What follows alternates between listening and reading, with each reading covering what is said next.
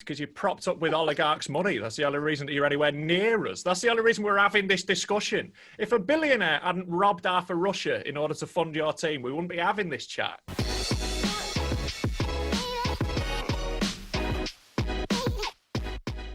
What's happening, everyone, and welcome to 888. Today we're having a debate ahead of a huge clash, a clash that I've been waiting for 14 years for. It's Chelsea versus Leeds in the Premier League. We're back.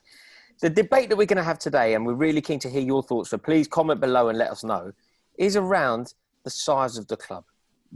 How big is a certain club? And the debate is, who is a bigger club? Is it Chelsea or is it Leeds? Rob, do you know what? I imagine you have something to say on this, so we'll go to you first. Yeah, I've got some things to say on it because, look, right, Chelsea, obviously, over the last, 20 years, obviously, you've been a little bit more successful as a team. I think that's fair to say. I'm not here to argue the point that when we were in League One, we were beating you on the pitch, right? That's fine. But the size of the club isn't about that, is it? That's about how successful the team is. If you want to make the argument of who's got the most successful team, you look at a league table. That's all you need to do. If you want to talk about the size of the club, let's talk about the fact that Leeds had a higher average attendance last season than Chelsea when we were a league below. Let's talk about the fact that when we were in League One, we were getting higher attendances than Juventus. With box office, we're the biggest. If you look at the numbers when we play, how much they spike in viewing numbers, everyone wants to watch Leeds. We're the biggest club. I think Leeds have become a very interesting proposition, and obviously the Marcelo Bielsa thing. But in all honesty, this is a nonsense argument, isn't it? Whether you talk about it today, whether you start the debate around what we've seen in the last 20 years or so, or whether you start the debate in 1970 when Chelsea won the FA Cup against Leeds, beating Leeds, I don't quite see how there's an argument. Chelsea have success pedigree in Europe. Leeds unlucky, arguably robbed against Bayern Munich. I think not arguably. We won in 1975. That was ours. There we go. I had a feeling you'd have something to say about that as well. The thing is, this is very difficult for me because Leeds are a massive club. I'm not for 1 second saying that, but I just don't think that it's almost disingenuous to compare the Leeds of today with the Chelsea of today. Yeah, I know, because you're so far behind, because you're propped up with oligarchs' money. That's the only reason that you're anywhere near us. That's the only reason we're having this discussion. If a billionaire hadn't robbed half of Russia in order to fund your team, we wouldn't be having this chat. It'd be over. James, where do you sit on this one?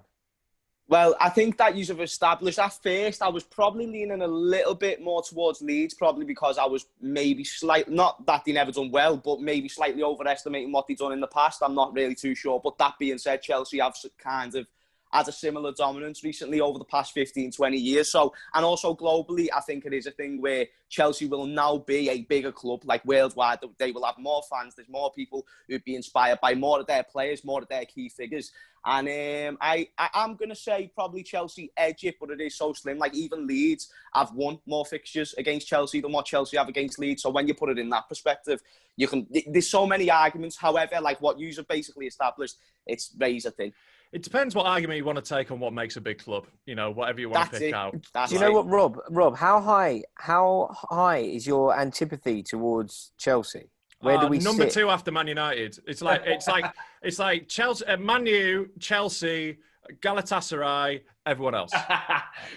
So does it still echo? Does it still echo around Leeds? Get your father's gun we still proper hate Chelsea. We still sing songs about you, and it's still spicy when we play. I can certainly say that I can reciprocate. The feeling is totally mutual. I can't wait for this game, Rob. It's a history that's steeped in. The history between the clubs is just phenomenal, isn't it? Yeah, what is it? What is it from your side? Is it the 70 Cup final? That plays a big part. I mean, obviously we had such a spicy rivalry back then. If you watch those games, some of the tackles were Billy Bremner at one point gets 2-footed tackled in the face, and it's not even a card. It's those games are. If you watch it, being a fan of modern football, it's like UFC. It's insane how brutal they were.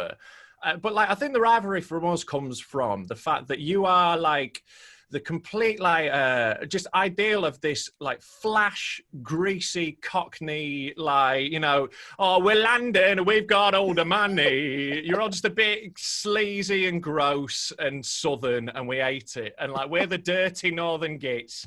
It's that proper thing of just you're just so London that it does us in, and it's that north-south thing going on massively, I think. And it really does come to fruition in football, doesn't it? I think that is where it started though. my dad would always say Leeds. Leeds were always the club that came into the conversation when we were talking about rivals. Leeds would actually be a lot of Chelsea fans' first rivalry. Yeah. Like, you know, they are. I think Tottenham certainly comes up in the conversation very quickly. But with top tier. There is a segment of Chelsea fans that will say Leeds United. Leeds are not. We're not a big fan of Frank Lampard. I think it's fair to say he's one of my least favourite human beings on earth because he's a little crybaby and a grass. I absolutely hate him. Like obviously, it kicked off a bit last season, like the season before last, when he was Derby manager, when he was failing with them whilst they were cheating their way to not getting promoted. Awful team. And it's like that whole Spygate thing was so ridiculous. He proper saw his ass. He's like lying in the press, making up stuff about it. He's just like Frank Lampard is a pathetic little wet ass. You've got to admit, you can't be proud of him when you see him crying in press conferences constantly. Like, everyone's being really mean to me, and it's not fair. God, I hate him. I'm glad that goal against Germany didn't stand. Frank Lampard is my favourite person to have ever graced this earth. I love him. I love him so much. I would marry him. But no, look. This is really going to be an interesting battle, isn't it? Because Bielsa, I mean, everybody seems to hold him in high regard. I appreciate that some of the greats of the game seem to hold him in high regard. Basically, won nothing. Does that not concern you? Well, no, he has won stuff. He's won stuff in South America, where he's from, where he's managed most of his career. Not in Europe, though. Marseille, Lille, Lille, Bilbao. Marseille transformed the club. Bilbao transformed the club. Lazio left before they played a game because they didn't fulfil transfer promises, right? But he's like, this is it. He could choose to do the Frank Lampard route. If he wants to go to a club where they just give him millions and millions of pounds and he just buys all the players who are rated over 90 on FIFA, then fine, he could do that easily. But he chooses not to because he's better than that. He chooses to try and rebuild a club that has some soul, that has some heart to it, and he chooses to make players better. So does the lack of silverware not trouble you at all? Like I think trophies in Argentina are trophies. I think they count. And I think it's patronising from European fans to go, oh, he's won nothing. He's also won an Olympic gold medal. When did he last win a trophy? Rory, he won a trophy that your manager couldn't. He won a trophy last season. He won the championship last season. We're not classing the championship as a trophy, surely. Your manager doesn't because he couldn't win it. A Liverpool fan is classing the championship as a trophy. I understand what you're saying, and I completely hear what you're saying, but we're talking about managers, we're talking about Frank Lampard, who very recently, I'm not going years back, I'm talking about very recently managed Derby County. He didn't get anywhere close to the league. Maybe that weren't even his expectation, but we're talking about trophies. Bielsa won that trophy. And we're talking about recency. He won that trophy. And the championship is a hard league to win. James, it's an incredibly hard league to win. The championship's not a trophy. It is. You win a trophy. I've got a picture of Marcelo Bielsa holding up a trophy. Yeah, it's getting mad now. This is getting mad now because now what we're doing is that means saying that a manager who's got promoted from League 2 to League 1 and has won the league, what we're trying to say here that both managers have been in the championship. Yeah, but Lampard tried to do it, and he failed.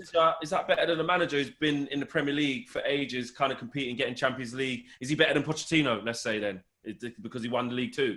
Is that what Bielsa is a better manager than Pochettino, and Pochettino will be the first to tell you that.